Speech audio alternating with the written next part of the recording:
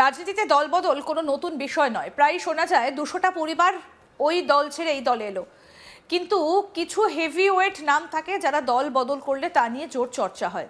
এই যেমন দেখুন মৌসম বেনজির নূর, তিনি তৃণমূলে ছিলেন, সেখানে কাজের সুযোগও পেয়েছিলেন। এই নয় যে তিনি দলে থেকে কাজের সুযোগ পাননি, কিন্তু তাও তিনি পারিবারিক কারণে নাকি আবারও কংগ্রেসে ফিরে এলেন।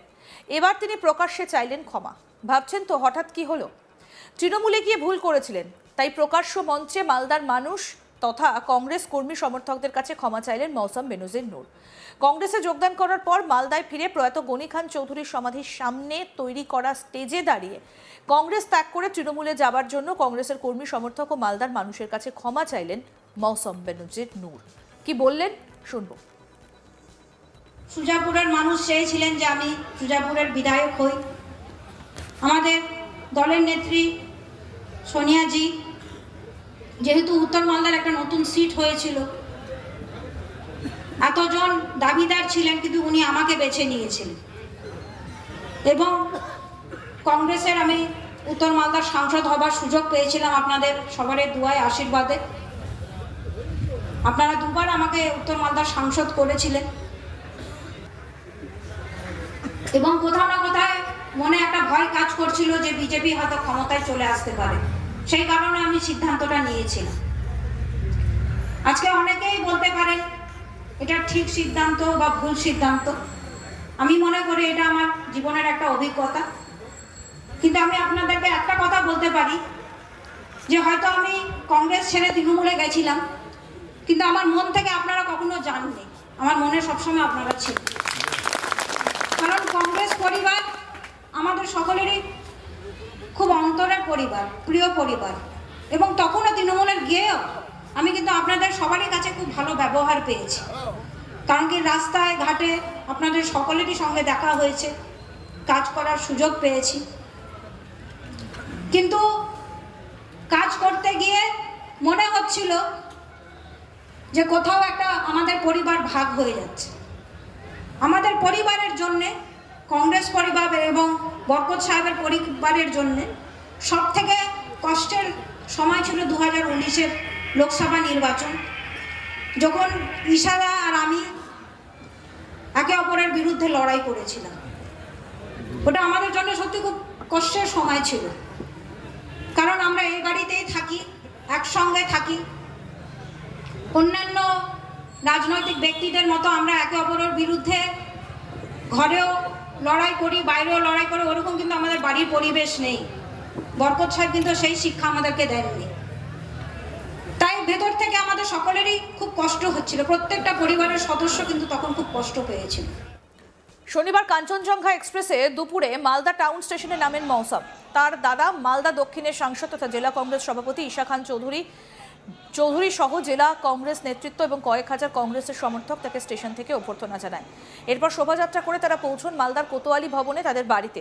সেখানে প্রথমে প্রয়াত গনি খান চৌধুরীর সমাধিতে মালা দিয়ে শ্রদ্ধা জানান মৌসম। তারপর তাকে কোতোয়ালি ভবনের সামনে সংবর্ধনা দেওয়া হয়। তিনি বলেন, আমার আদর্শ কংগ্রেস, পুরনো ঘরে ফিরে আবার ভালো লাগছে। তিনি বলেন, বুথ স্তরে কংগ্রেসকে মজবুত করার কাজ করব। শুধু তাই নয়, এতদিনের দল তৃণমূলকেও কটাক্ষ করতে ছাড়েননি মৌসম। কি বলেছেন শুনবো সেটা। প্রত্যেকটা বুথ স্তরে কংগ্রেসকে মজবুত করার কাজ করব। আমরা তো প্ল্যানিং করে মিটিং করে কাজটা শুরু করব। এত মানুষের জনসমাগম কিভাবে দেখছেন? খুব ভালোভাবে দেখছি, খুব ভালো লাগছে। আমি নিজেও এক্সপেক্ট করিনি যে এত মানুষের ভালোবাসা।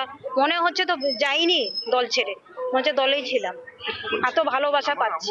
লাস্ট ইলেকশনে তৃণমূল কংগ্রেসের 8টা সিট ছিল বিধানসভায় এবং বিজেপির 4টি। সেখান থেকে কতটা কামব্যাক করা সম্ভব কি মনে করছেন? আমরা তো 12টা সিট টার্গেট করেই নামবো। আমরা আশা করবো 12টা সিটই যাতে আমরা জিততে পারি। সেটা হচ্ছে ইডি রেড করেছে। মুখ্যমন্ত্রী বলছেন যে প্রত্যেকবার ইলেকশনের সময় ইডি এইভাবে রেড করে সরকারকে বিভ্রান্ত করার চেষ্টা করে। কি বলবেন? ওটা দেখুন, আমার যেটা মনে হয় এটা তৃণমূল আর বিজেপির গোটা। এই রেডি চলে, তারপর তো কোনো রেজাল্ট আমরা দেখতে পারি না, এসবই চলছে। মুখ্যমন্ত্রী কি আপনার সঙ্গে কথা বলেছে আপনি দল ছাড়ার পর? এইগুলো আজকের দিনে আমরা কংগ্রেসে ব্যাক করেছি, কংগ্রেসের কথা বলবো। বলছি গটাপ কেন বলছে? গটাপ এটা তো আপনারা দেখতেই পাচ্ছেন যে এসবই চলে, হ্যাঁ, রেড হয় তারপর কি হয় আপনারা দেখতে পাচ্ছেন। বলছি আবার কি হাইকোর্টের উপর আমাদের ভরসা আছে, হাইকোর্ট নিশ্চয় ব্যবস্থা নেবে। দল বিধানসভায় দাঁড় করালে লড়বেন? সেটা দলের ব্যাপার, দল ডিসাইড করবে। আমি এই নিয়ে বলতে চাই না। আমি এখন যেটা বলতে চাই যে 12টা সিট আমরা যাতে মজবুত করতে পারি, কংগ্রেসকে মালদা জেলা যাতে শক্তিশালী করতে পারি, ওই লক্ষ্য নিয়ে এসেছি। বলছি সেটিং এর জন্য কি তৃণমূল কংগ্রেস এতদিন ধরে টিকে গেছে বাংলার? হয়ে গেল বলা। বাকি তৃণমূল নেতাদের বলবেন কংগ্রেসে ফিরে আসতে? অবশ্যই আমরা সবাইকে ওয়েলকাম জানাবো, যারা আসতে চায় সবাইকে ওয়েলকাম জানাবো। ঈশা খান চৌধুরী বলেন, কোতোয়ালি ভবনের দরজা খোলা আছে, যে কেউ তৃণমূল ছেড়ে কংগ্রেসে আসতে পারেন, আমরা তাকে স্বাগত জানাবো। অনেকেই যোগাযোগ রাখছে, দ্রুত জেলা তৃণমূলের ধস নামবে। এখান থেকেই প্রশ্ন উঠছে, মালদায় কি তাহলে জমি হারাচ্ছে তৃণমূল কংগ্রেস? এদিন কোতোয়ালি ভবনে ছিলেন প্রদেশ কংগ্রেস সভাপতি শুভঙ্কর সরকার। তিনি বলেন, মৌসুমকে প্রদেশ কংগ্রেসের ইলেকশন কমিটিতে নেওয়া হয়েছে ও গোটা রাজ্য জুড়ে প্রচার করবে। অন্যদিকে জেলা তৃণমূল কংগ্রেসের মুখপাত্র আশিস কুণ্ডু বলেন, কোনো ব্যক্তিকে দেখে নয়, মালদার মানুষ ভোট দেবে মমতা বন্দ্যোপাধ্যায়ের উন্নয়ন দেখে। সুতরাং কে কোথায় গেল, কে কোথায় এলো, তাতে কোনো যায় আসে না। কি বলছেন তৃণমূল মুখপাত্র আশিস কুণ্ডু, শুনবো। ঘর থেকে বেরোনি বা কেন, আর ঘরে ফেরেনি বা কেন? বাংলার মুখ্যমন্ত্রী মমতা বন্দ্যোপাধ্যায় এই যার কথা বললেন মৌসম নূরকে সব কিছু দিয়েছিলেন। তাকে দলের সভাপতি করেছিলেন, তাকে রাজ্যসভার সাংসদ করেছিলেন। এখন উনি যদি বিজেপির হাতে তামাক খেয়ে বিজেপিকে আরও বেশি শক্তিশালী করার জন্য যদি তিনি অন্য কোনো দলে মুভ করেন, সেটা ওনার পার্সোনাল ম্যাটার। কিন্তু বাংলার মুখ্যমন্ত্রী ওনাকে সব কিছু দিয়েছিলেন, উনি সব কিছু ভুলে গিয়ে এখন যদি অন্য কিছু বলেন, সেটা উনি বলতে পারবেন। কিন্তু বাংলার মানুষ মমতা বন্দ্যোপাধ্যায়ের সাথে আছে, আমাদের সেনাপতি অভিষেক বন্দ্যোপাধ্যায়ের সাথে।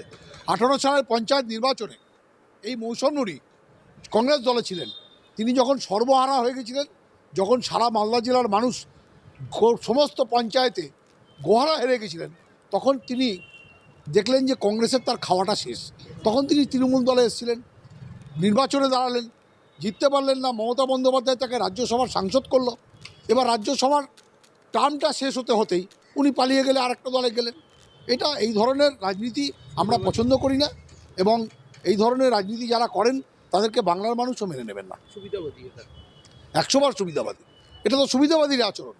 যাকে মমতা বন্দ্যোপাধ্যায় সব কিছু দিলেন, তিনি যখন ক্রুশিয়াল টাইম, যখন এসআইআরের বিরুদ্ধে মানুষ দিশাহারা, মানুষের ভোটাধিকার হরণ করে নেওয়ার চক্রান্ত করছে সাম্প্রদায়িক দল বিজেপি, তখন সেই বিজেপিকে শক্তিশালী করার জন্য তৃণমূলের বুকে ছুরি বেড়ে কেউ যদি অন্য দলে মুভ করে, তাহলে তো সে অবশ্যই সুবিধাবাদী।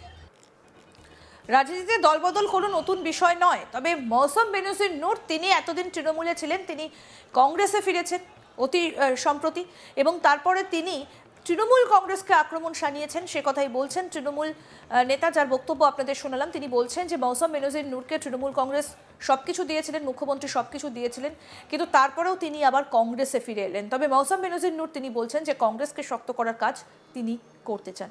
আরও আপডেট পেতে দেখতে থাকুন আজ তাক বাংলা। সাবস্ক্রাইব করুন, নোটিফিকেশন পেতে বেল বাটন অপশন প্রেস করুন।